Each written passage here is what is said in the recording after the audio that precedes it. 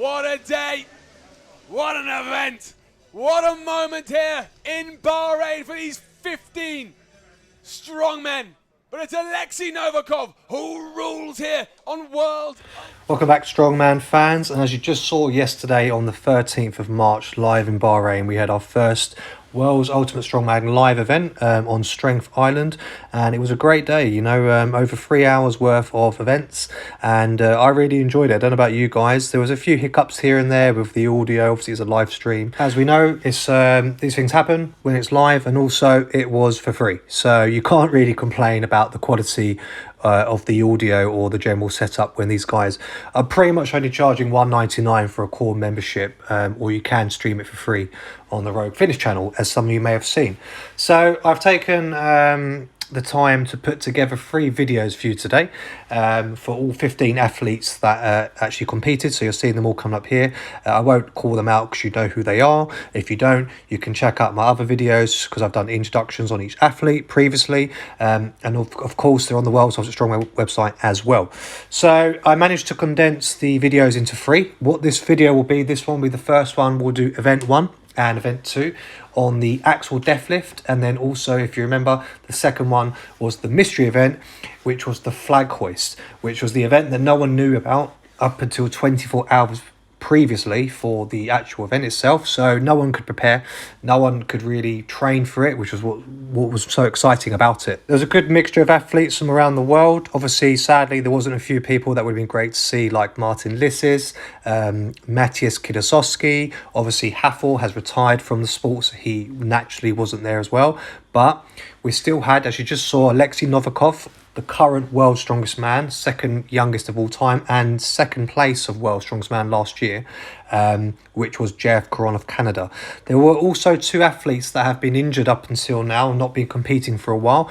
You saw Konstantine Janashia there, and also Rob Kearney, who ruptured his tricep.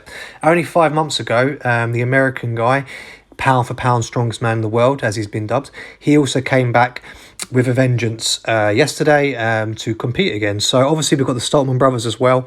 They were second and third in the 2019's World Ultimate Strongman, so it's good to see the brothers back.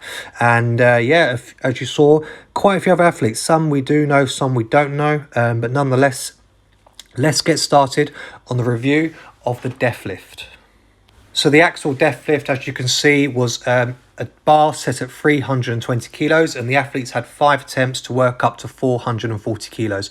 Now, Aivars was the first guy to go, the Latvian, and unfortunately for him, there was a bit of miscommunication because basically originally the athletes were told they'd have to load up the bar themselves in between sets, and as you can see here, initially that started to happen, but then randomly the spotters started helping him, so he's probably thinking, what the hell's going on? You told me I need to do this, and now you're doing it with me. And as a result, after that confusion, they decided to scrap the rule of the athletes load themselves and ask the spotters to do it for them, which I think was a bit bad and not very fair on Aivars. But nonetheless, he did really well. He managed to work up to 420 kilos, but couldn't get the last 5th lift at 440. Then we had the athletes going up against each other, so because there's 15, an uneven number. We had Mohammed first and then Mikahail Shivlakov. And these 2 guys, like I said, were the first 2 to go head-to-head. Mikahail managed to work up to 420 kilos, but as you see here, he just couldn't get the 440 on the day. Mohammed also, he got up to 420, but he tapped out at the 440 max. It wasn't going to happen today, but really good to see that, you know, straight away the guys were going for it. Bearing in mind it's pretty hot. Apparently wasn't as hot as it usually is. The day before was much hotter, so they were quite lucky. It's not bad conditions overall. Ramin is the second Iranian who's actually in this competition before Mohammed, and he went up against Eyfor from Iceland. Now, in terms of what these 2 did, Eyfor started out fairly strong, but he only managed to do 3 rounds, so he worked up to 380 kilos, whereas Ramin, he actually did a personal best, and he actually got all 5 rounds in, so he managed to work up to 440 kilos. But as you'll see here, his nose exploded with a lot of blood. Obviously, the blood pressure was significant, but nonetheless, he grinded through it and he got that rep out, and well done, a personal best for you. It's not a full deadlift, obviously, but still, he managed to get all 5 rounds in, and I admire the effort there, because kind of similar to Mikahail Shivlakov, who did the same thing last year in the Worlds after Strongman Feats of Strength for the Masters deadlift records. So fair play to you. Now, Rauno Heinla, as we know, he's one of the best deadlifters in the world, so a lot of people are expecting him to do well. He went up against Adam Bishop from the UK. And now, as I mentioned about Rauno got the deadlift for records 400 kilo last year in the feats of strength with 6 reps. So naturally, we were thinking of good things for him, and he didn't disappoint us. He managed all 5 rounds in the second fastest time, with a time of 27.33 seconds. Bishop also managed to do all 5, so well done, mate. But unfortunately, it wasn't as fast as Rauno and some of the other guys. So I do have some of the timings for some of the athletes. I've just got the ones of the top guys. And like I mentioned, Rauno did all 5 in 27.33. At this point, obviously, it was putting him in first place. But as we get on to the athletes afterwards, it took him into second place. So well done, chaps, for getting all 5. And a great start to, obviously, the first event. So next up we had JF Caron of Canada, and he went up against Novikov. So obviously these two kind of like rivals now, I'd say. First and second in World's Strongest Man last year, and of course, as I've already mentioned, first and second for World's Ultimate Strongman 2021. So they're both great deadlifters. Novikov's not been known to be the best, but obviously he's now setting records with different types of lifts off the floor, and they didn't disappoint. Both did all 5 lifts. Novikov, he got slightly faster time to JF, which is 27.54, and Caron managed to do it in 31.1 seconds. So just a little bit faster for Novikov, but still fair play to Caron. He did a great time and managed all 5 again. Now, someone that has not been on our radar for a good deadlifter was Bobby Thompson from America, and he went up against Konstantine Janashia, another great deadlifter, and as we know, he did have the old tied record for the deadlift reps, 400 kilos. So Bobby, funny enough, as you're seeing through here, he did the reps so quickly, all 5 rounds. He actually asked them, am I done? Do I have any more reps to do? Like, he had more in the tank. And as a result, he actually took the fastest time of the day with 27.1 seconds for all 5 lifts, which was crazy. And no one was expecting to see that, to be fair. And I was really impressed by it, because I thought this guy's got easily more in the tank. He could probably go up to 460 or 470. So well done to him. And he obviously won this event, taking all the points. Konstantine, I believe he did all 5, and that was in 30.14. Then we had Tom, and Tom went up against Ervin. Now, Tom's not known for being the best deadlifter, to be fair. He's very tall, very long limbs, so it doesn't really help him, to be fair. And unfortunately, he only managed to do 4 rounds. He did get up to the 5th set, but he lost his balance, which naturally threw him off, and he lost his concentration energy then. He did all 4 in 20.9. Ervin, again, he only did 4, but he managed to do it a little bit faster than Tom. So well done, Ervin. He's a good deadlifter. I think he's got more potential, which is a bit more time. He's not as tall as Tom, so that helps with the leverage and mechanics of the movement. And he didn't have any issues. He just couldn't get that last rep up. But he still did well to do the first 4. And then we have the last 2 athletes to go head-to-head. That would be Rob Kearney and also Luke Stoltman from Scotland. And as I mentioned about Rob previously, he's been out of the game for about 5 months because of that tricep rupture. So this is his first competition, and he did really well, to be fair. Didn't do bad at all. Managed to do 4 lifts, so up to 420 in a time of 22.54. Luke, a bit wobbly in places. I think he slightly hurt himself towards the end of it.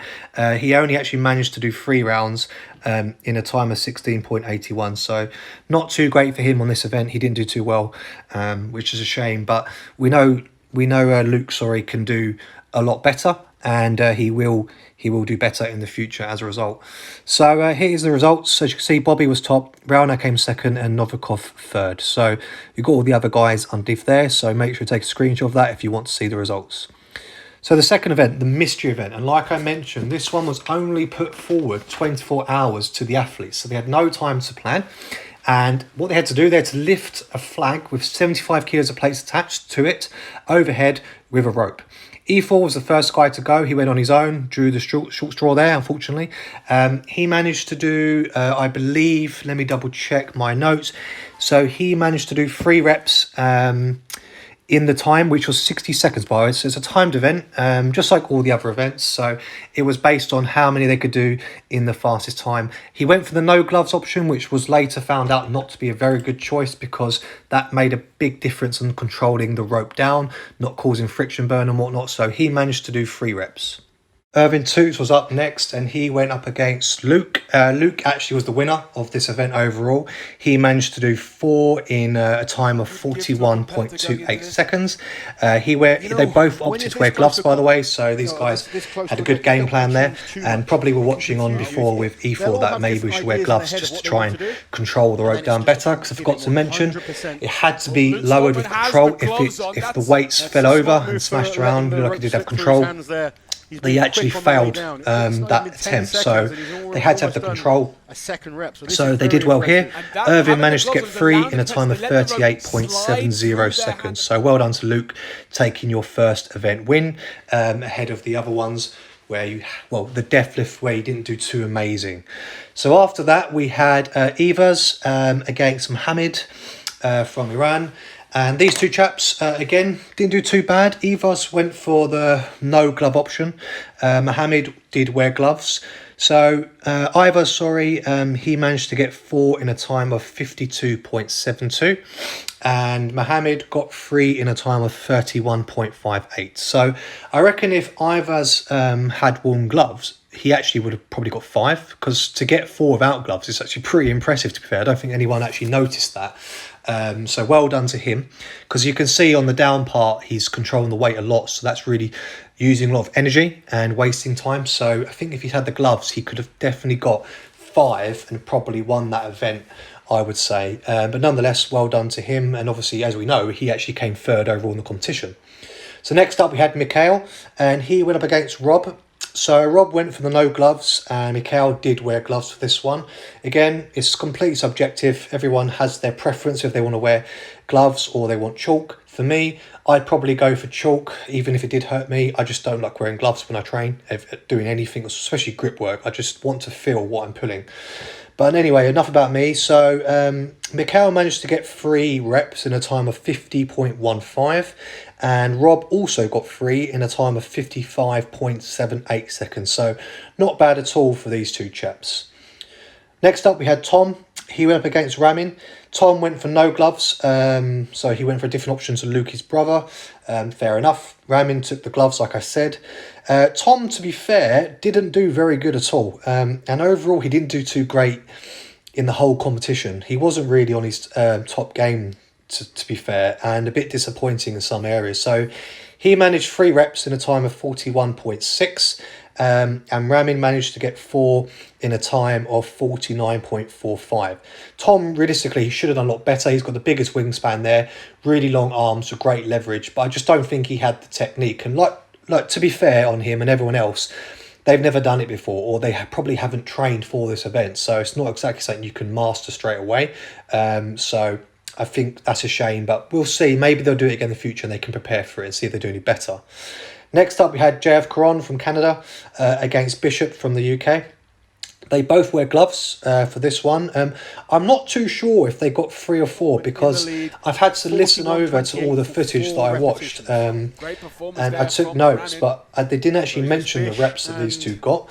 So from my count, they did get 3 or 4, but I don't have the full clip here because obviously it's too much to show you.